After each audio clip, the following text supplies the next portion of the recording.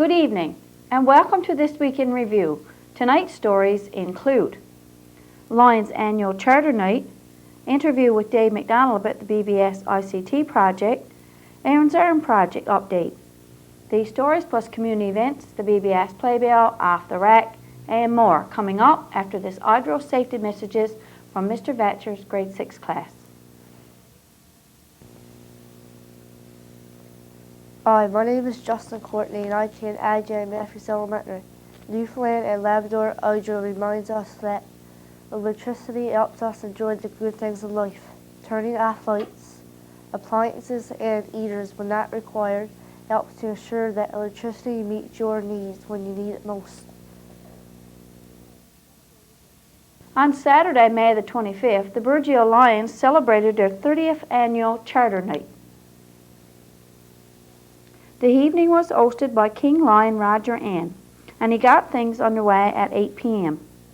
First on the agenda was Singing O Canada, Toast to Lions International, Toast to the Ladies, the Lions Toast and Invocation, Moment of Silence for Deceased Members, and the Grace. As part of their service to the community, the Burgeo Pathfinders helped to serve the meal, and they did a great job. Lion Ron Green made introductions of the Eid table. Mayor Ann brought greetings from the town. King Lion Roger Ann presented the year-in report on behalf of his club. Lioness President Ruth Tucker congratulated the Lions on a successful year on behalf of her Lioness. Lion Stan Kosser held the installation of officers. Then first of all, I'd like to thank everybody who accepted nominations for next year. And I hope you all get good support.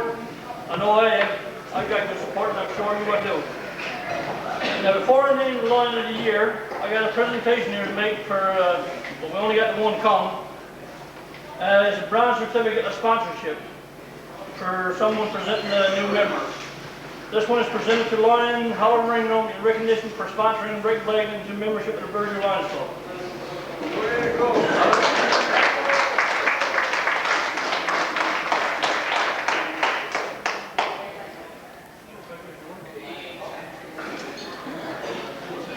Now I got some more stuff here yet to... Nobody don't know nothing about it, but I could be shot in the court for doing it, but if I is, well, so be it, I say. Last year, as everybody knows, our Lioness, they were chartered members for 25 years. And there were some pictures took of her last year by the district governor, Joy.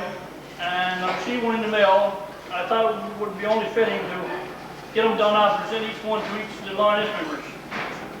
So I'll call your name, not everybody's here, but I'll just go in order of what is in the picture. Lioness Bear Porter, Lioness Marjorie Ann, Lioness Alice Kosser, Lioness Edith Marsden, Lioness Sheila Hingham, Lioness Diane Kendall, and Lioness Aunt Mary, yes I got to call her.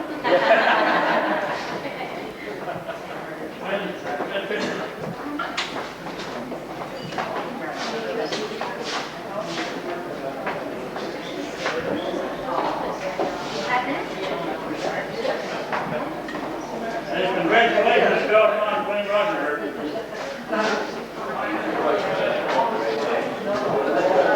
There's one mistake in the picture, by the way. Down bottom is congratulations to charter members. It should have been congratulations. There's no Jim Maris, he didn't have much education. He's only working with Marine Atlantic, so. And he is only the cook, by the way. So, I don't know. Yeah.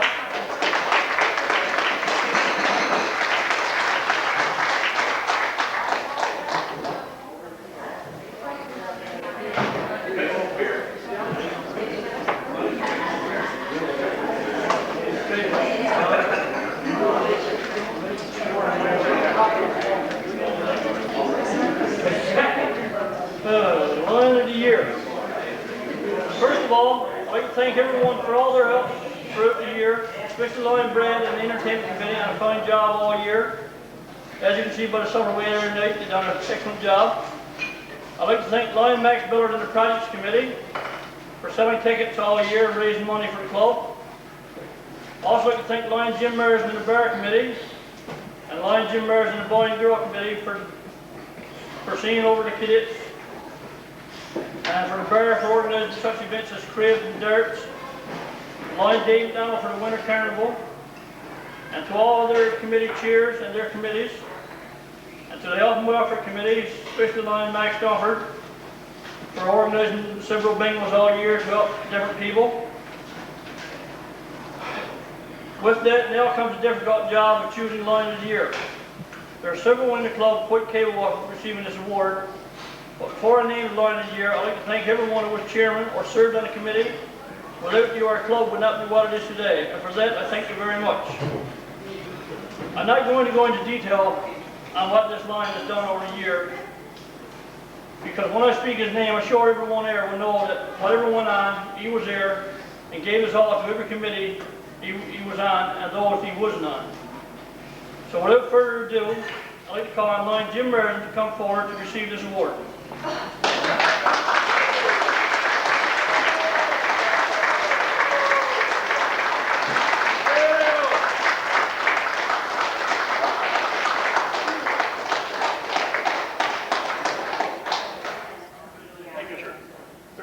Times throughout the year that I didn't think I could do it. But me and Jim, we spent a lot of time together, sipping tea and whatnot, and cookies. There were times I felt like just throwing it all down when I felt I couldn't do something, especially looking at this night. Jim would say, come on, nothing down, man. I was very pretty fellas to say it, but I'm not much good for this. But anyway, I'd like to thank Brian, Jim, and I'm sure everybody here knows that over the years, Jim gave his all, especially when it comes to fundraising. I wouldn't know what we'd do without me time. The evening concluded with return thanks by Marlene Vatcher and singing Ode to Newfoundland. We congratulate the Lions on another successful year and wish the incoming president, Brad Dunford, best wishes for the upcoming year. On Thursday of this week, we visited the Heron's Arm project to see how things were progressing. With only 3 weeks left in the project, the workers will spend the remainder of the time filling in the extension to the shoreline dock. As you can see, the floating docks are in place, and when we visited, the workers were putting the final anchors in place. These floating docks are constructed to be removed for the winter. Each of the docks are connected by these bolts and joined together with these hinges. This makes it easier for them to be removed in the winter season. We spoke to a couple of residents about what they think about the work that is being done at Heron's Arm. Both agreed that it was wonderful and would make loading and offloading much easier, provided that others didn't moor their boats around the floating dock. Work on the new water treatment plant is coming along nicely as well. Right now you can see where the building will be. Workers were busy with digging up the water pipes and replacing it with new piping when we visited. While we were there, the cement truck arrived with cement for the footer for the building.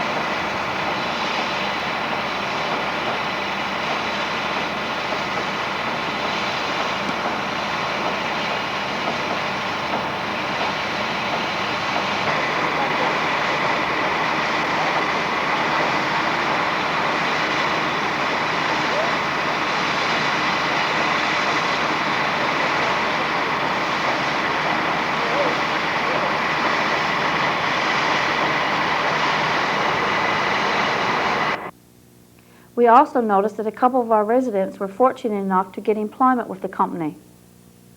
We will check back in a couple of weeks to see how things are progressing with the water treatment plant.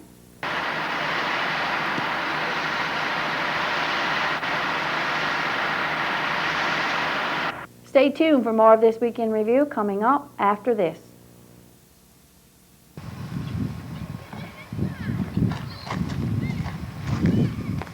Hi, my name is Nikki Porter, and I attend A.J. Matthews Elementary School.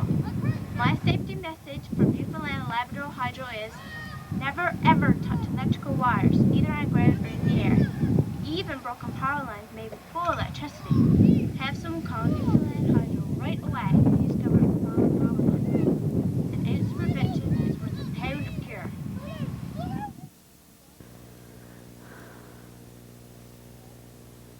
On Friday of this week, we had an interview with Dave McDonald, project manager with the BBS ICT project. We will not be showing the entire interview this evening because it was a bit too long.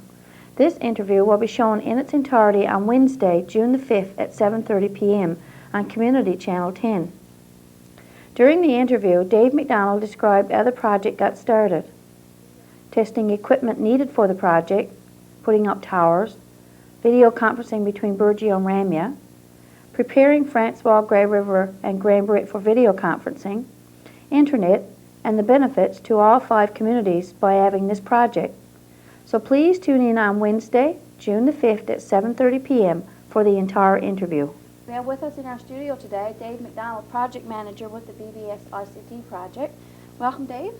Morning. We're going to be talking about the BBS ICT project. I know you're very passionate about it. You started, what, a little over a year ago? Yep, February 5th last year, myself and Gary Hutchings. And to date, you've done quite a bit of work on it. So do you want to take us back to where you actually started? I know you started to test some equipment. So do you want to tell us a little bit about that process? When myself and Gary started last year in February, the first thing we did was we went down through the initial proposal and the plans for the wireless connection connecting up the communities of Burgeo, Ramia, Grey River, Francois, and Grand Brit. And the original proposal was calling for satellite technology that in order for Burgeo to communicate with Ramia, it would actually go through a satellite dish 27,000 miles out in space back to Ramia, which was all wireless. But being from Burgeo and looking off to see Ramia quite often, that I realized that it should be a lot easier to go wirelessly directly to Ramia, which is only 20 kilometers away, as opposed to going 27,000 miles out in space with a satellite. So we had a closer look at the original proposal, and having some knowledge about the different wireless technologies that are out there, we decided that we would give some research and dedicate some time into doing a wireless connection between Burgeo and Ramia, and that would eliminate the need for 2 satellite dishes. Well, we could have one in Burgeo, and then the one in Ramia using the Burgeo one off wireless. So we wanted to prove that it could be done, that we can do a wireless connection between Burgeo and Ramia, and some engineers were kind of skeptic because it was all mainly over open water, and the wireless stuff doesn't behave the way you would expect over water. But Newtel has wireless communications. All the telephone communications from Burgeo and Ramia, anything coming out of Ramia comes out wirelessly. So if they can do it, why couldn't we do it? So we looked at some of the different possibilities, and we found a number of products out there that can go up to 72 kilometers. And my philosophy was, if they're using wireless radios to go from mountaintop to mountaintop, and the longest link that we know of is 52 kilometers, and between here and Ramia is only 20, and if we put it on a tower on this end and a tower on that end, it doesn't matter if there's water beneath it, because the 2 radios would be up above the water. And that's one of the things that we wanted to do. And last year in May, we invited 2 vendors down. We invited a company that sold and installed Wyland radios, and we also invited a company that and some engineers with BreezeCon. And we've got some footage of the test that we did on that one. Stay with us for After Right, the community events, and the BBS Playbill, all after this. It's a land with over 10,000 miles of coastline, thousands of inlets, coves, guts, and bays. A land that lives by the sea. No wonder our dogs have webbed feet. Imagine that. Icebergs drift south. Humpbacks migrate to the north. This is the place where their paths cross. They say you can't see the icebergs for whales. Imagine that. Off the rack. This week, as we scanned our tape rack, we came across a tape of the second annual Sand and Sea Prince and Princess pageant. Let's look back to June the 8th, 1997. Friendliest contestant. Do I give it to them? No. Where? You got a note. Yeah. The friendliest contestant is Trista Blake.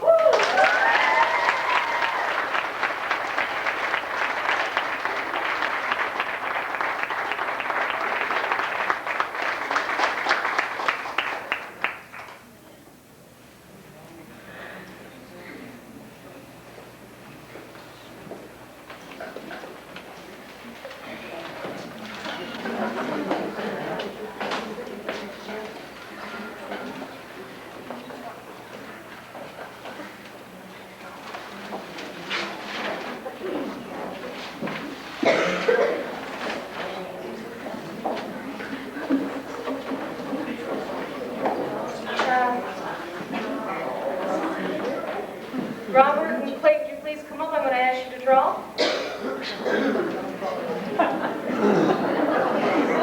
Come on up, big boy.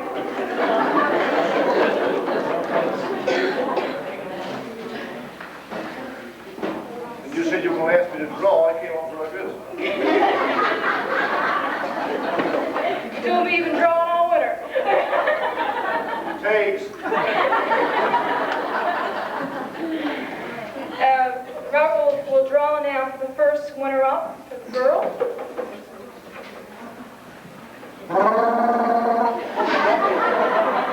We didn't get her a drummer. We thought Robert was an elf. And the first runner-up for girl is contestant number 9, Cora Durnford.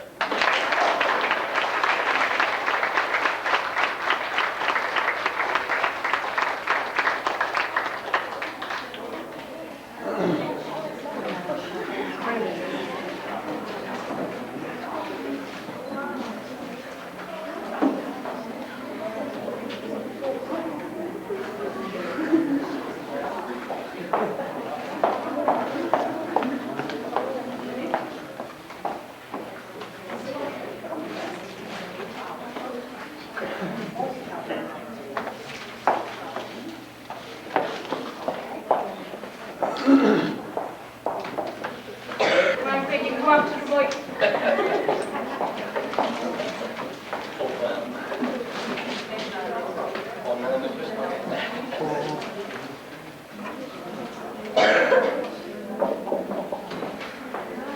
1997, Princess.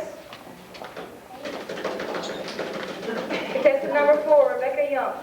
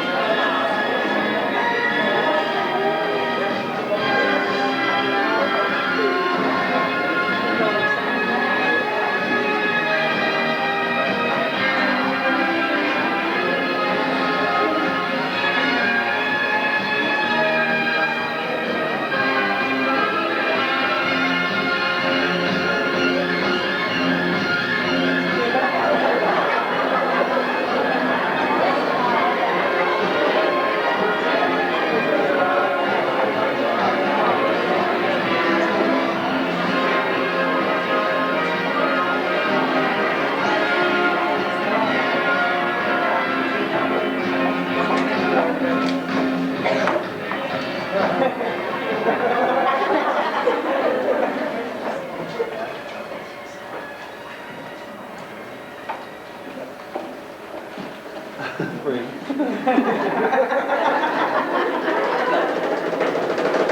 1997 Sand and Sea Festival pageant winner, Prince Freeman Hand.